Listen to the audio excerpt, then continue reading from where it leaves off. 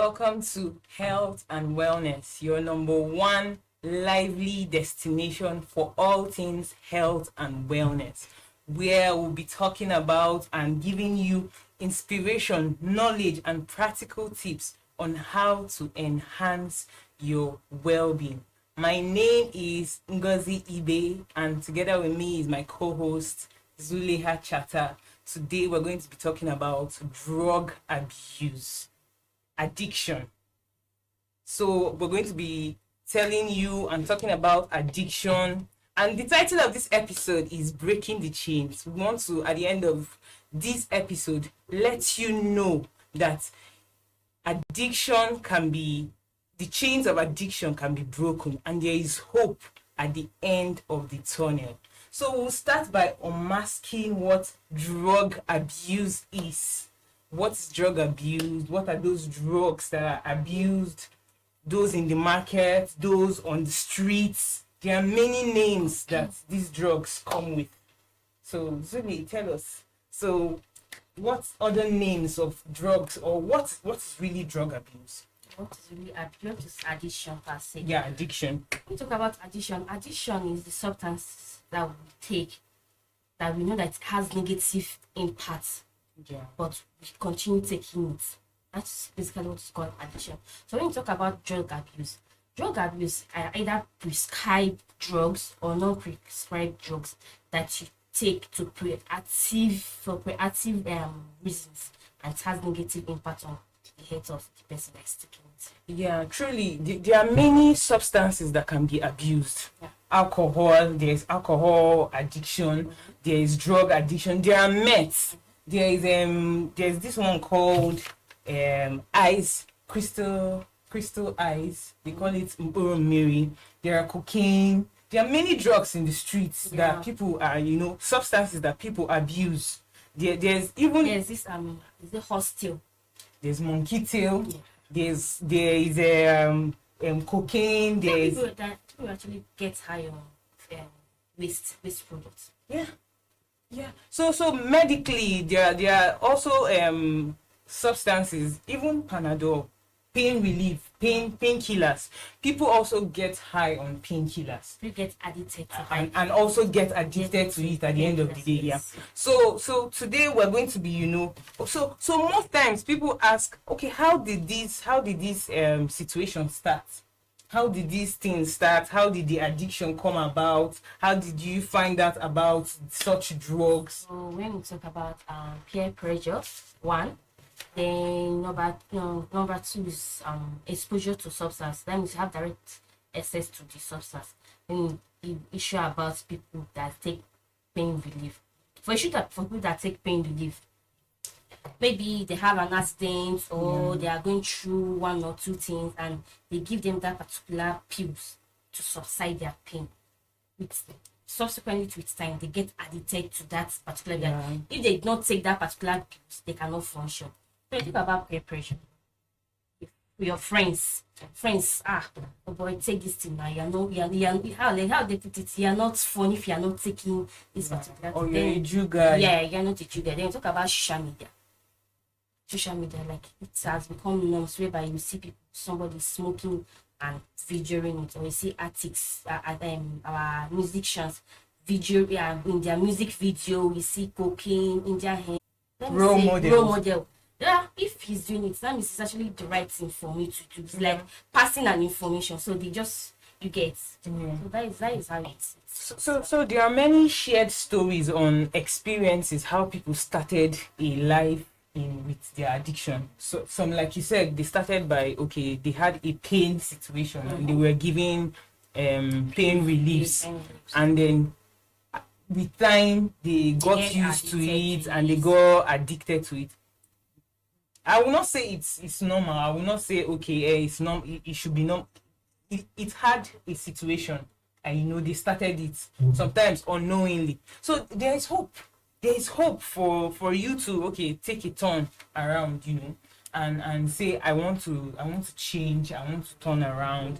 Where there are stories of also people who went to a friend's birthday party who were invited, and they unconsciously they were You take giving drugs. Yes. See, unconsciously they were exposed to something they did not know about, and then they found themselves longing For that thing. So there are many situations, there are many scenarios, but at the end of the day, we are focused on each and every story it had a beginning. It is treatable. Yeah, and it is treatable, and yours is not condemned. Yours is not the end of the world either. Yeah. So there's hope for healing, and there is hope to be better. So we're moving on to parts of healing. Like I really don't see places or people or places here, rehabilitation center. The fact is that you have to acknowledge that you have a problem. Okay. You have to accept that you have like that is the first and foremost part to healing. You have to accept that you have a problem. You have to acknowledge that you have a problem. Then when you have accept and acknowledge that you have a problem, you seek professional help.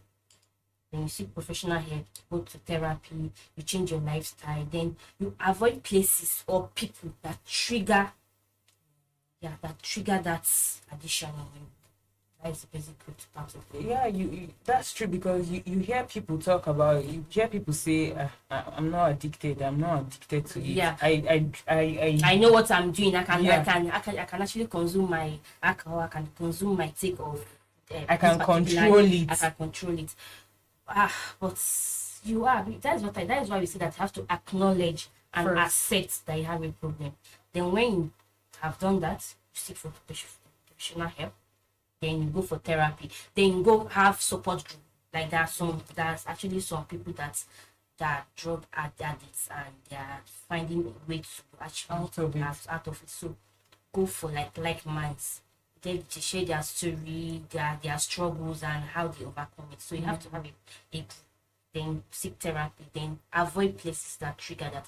If it's somebody that trigger, like, you know, that if you see this person today, the person will offer you something to take, avoid the person. Yeah. If this place is like party, anywhere, just avoid it. Yeah. So most people don't even know that, okay, even there are caffeinated drinks that actually end up becoming addictive. Yeah.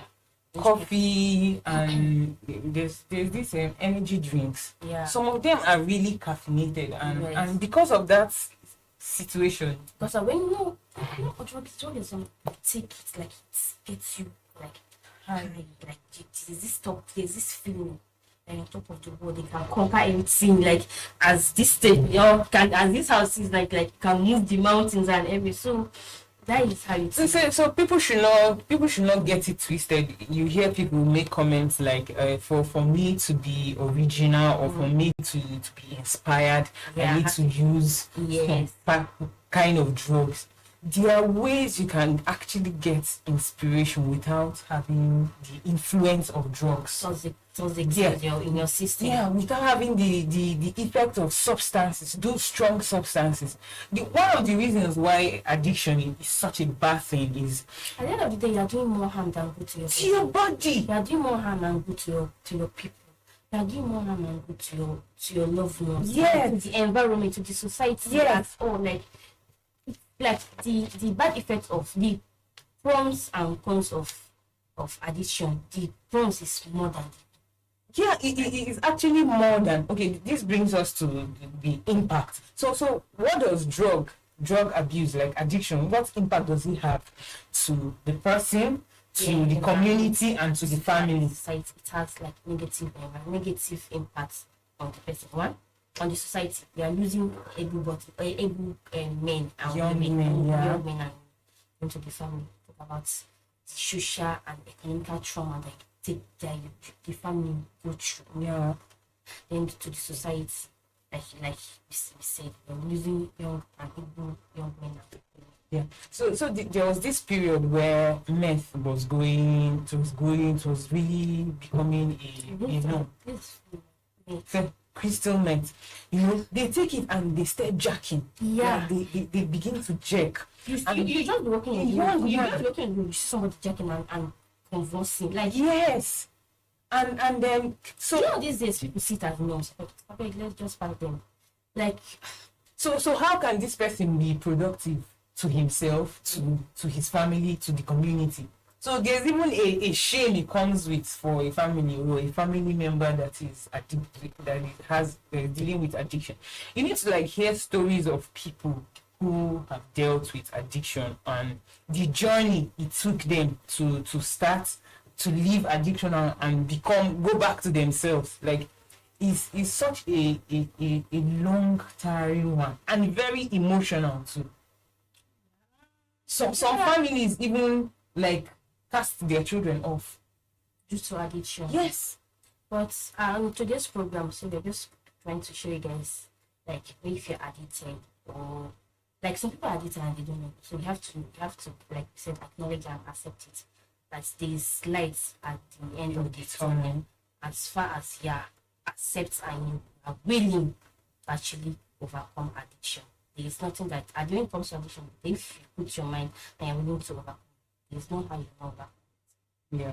So in order for us to as a community to grow stronger, our young people should like desist from addiction. Because when a community of people and then the young people are doing drugs, the young people are living those like that community is not productive. It's not productive. It cannot be productive.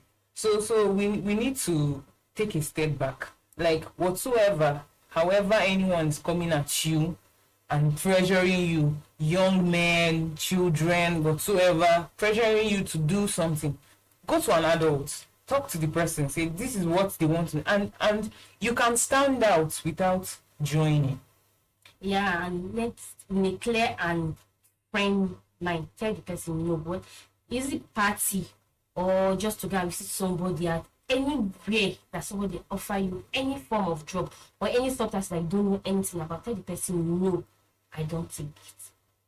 So we're going to take a short break, and when we come back we'll talk about light, giving hope, and for all the situations or every experiences that we've had prior to this and how you can continue to forge ahead. And again, if you have any stories to share, please share on the comment section so that people can actually learn from you guys.